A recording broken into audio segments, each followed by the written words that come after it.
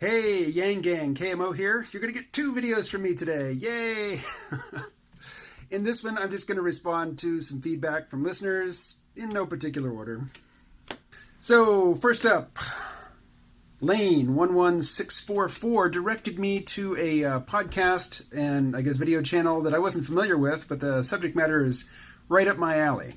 And the particular episode that he directed me to was an interview with Kai-Fu Lee, the author of a book called AI Superpowers about artificial intelligence as it's being developed both in the US and in China.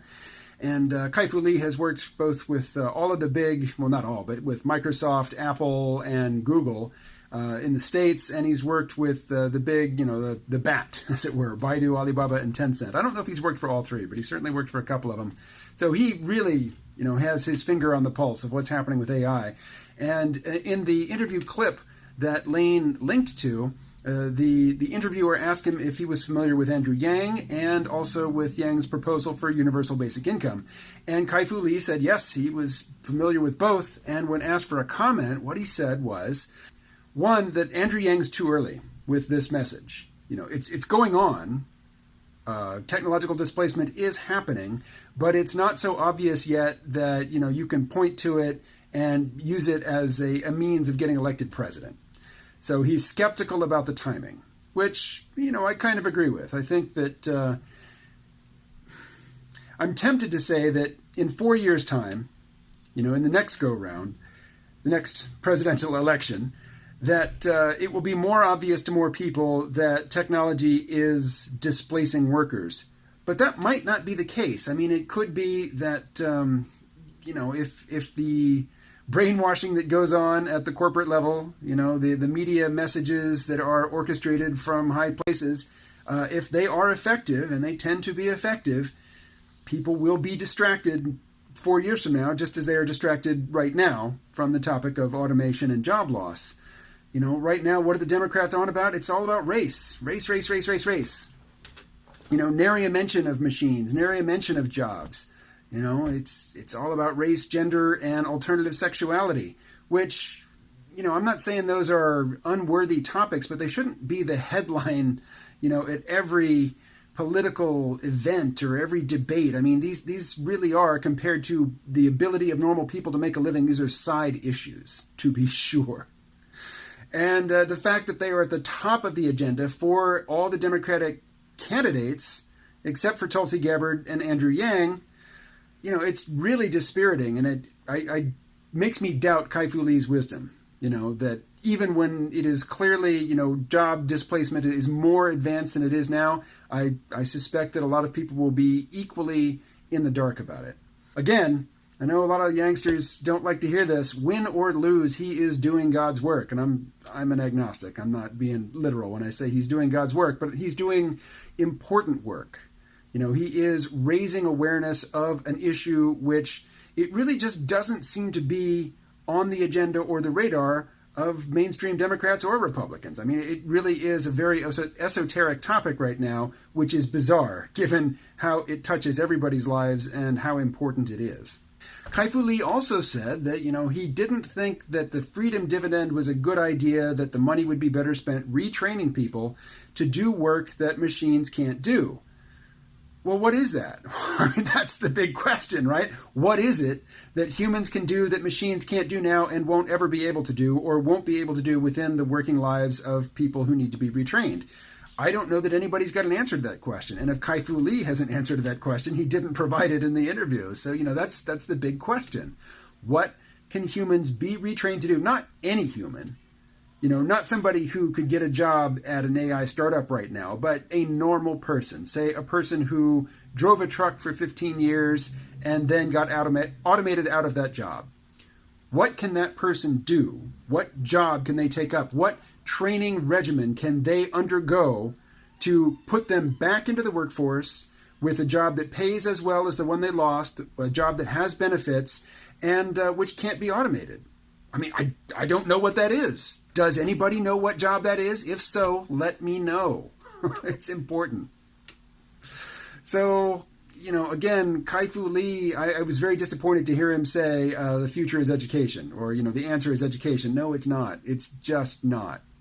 You are not going to educate adult human brains, normal adult human brains, to do work that could never possibly be automated.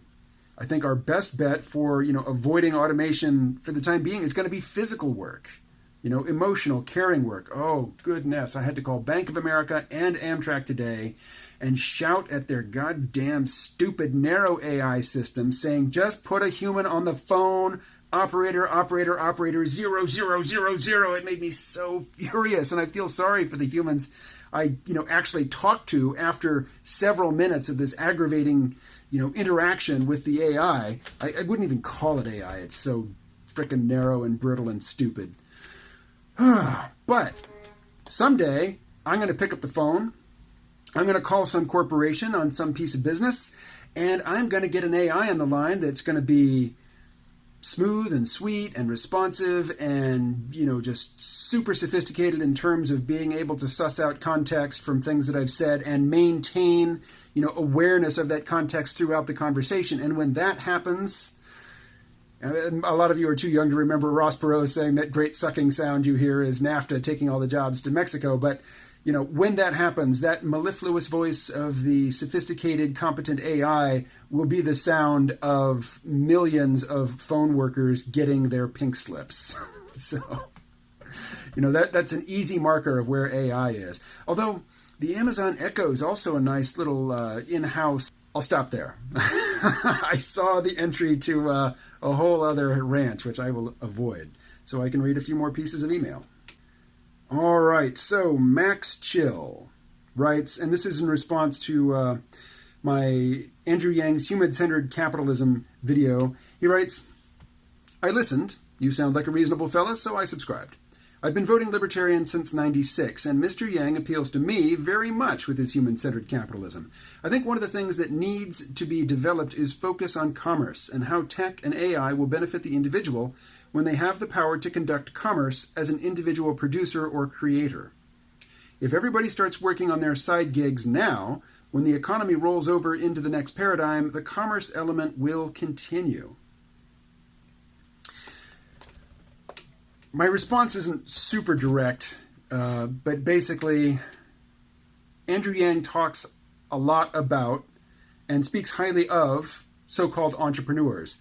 And, being somebody who throughout my life has thought of myself as, like back in the 20th century, I thought of myself as an artist. Now in the 21st century, I think of myself as a content creator.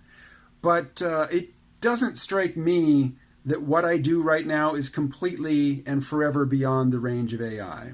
That in the future, AI will not only be able to speak as I speak and create an image or present an image not so different from mine, but it will also be able to synthesize new ideas, which is basically, at root, what I do.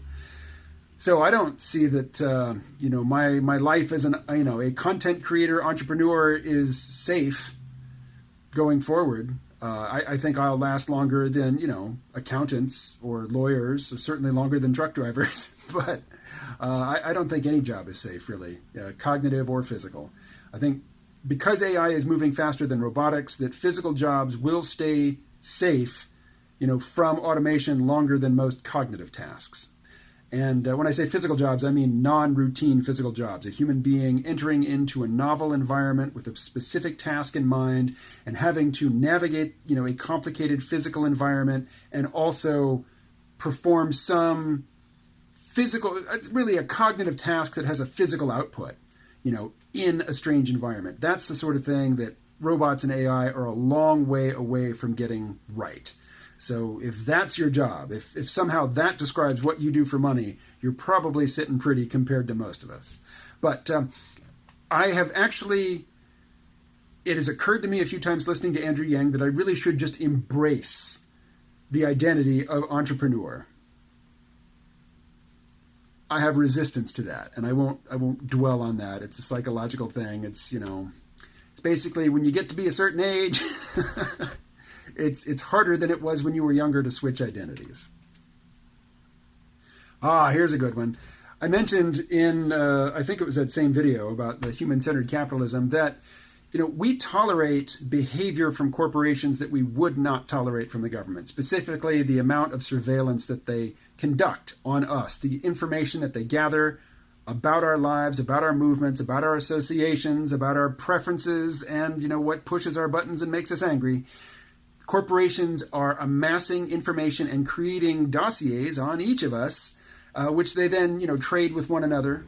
And if the government were doing the exact same thing, libertarians would be literally up in arms, like furious about it. And with governments, with corporations, we all just kind of shrug.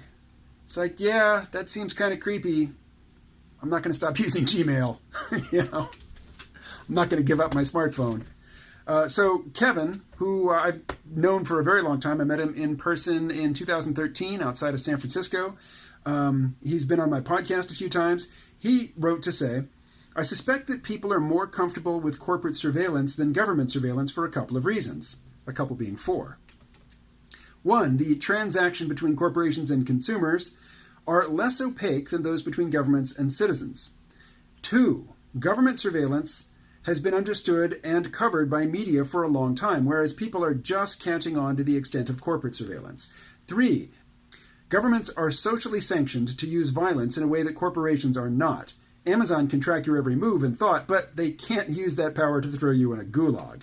And four, widespread anti-government propaganda on the part of corporations. I really like number four. That's a perennial point that science fiction author David Brin likes to make, is that the most commonly, routinely reinforced message that you get in mainstream entertainment narrative is to distrust authority. And corporations are not authorities. We have interactions with them. They have a lot of information about us. If they wanted to, they could make our lives miserable, but really what they want from us is money. So, they don't. They don't make our lives miserable, at least not on purpose, and at least not in an obvious way. We don't see them as institutions of authority, the way government is clearly an institution of authority, because the police can come to your house and shoot you, kill you. I don't want to say murder because, in legal parlance, it's not murder. If they're serving a warrant and they get jittery and they open fire and they shoot your dog and they shoot your kids and they kill you, it's not murder. And since that happens all the fucking time, thanks to the drug war, everybody has very vivid images in their minds of police murdering citizens, even though it's not technically murder. And every single one of us who drives a car has been pulled over at one time or another and had to deal with a cop who was high on his own authority and who was abusive. We've all had it. It's all happened to us. So I think it's quite justified that we see the government as a much more likely suspect when it comes to suspecting, chicanery and abusive behavior. Corporations just want money, or so they would have us believe. All right, that's all the comment screenshots that I grabbed. So I will stop here and wish you a good evening. I'll talk to you again tomorrow. Stay excited.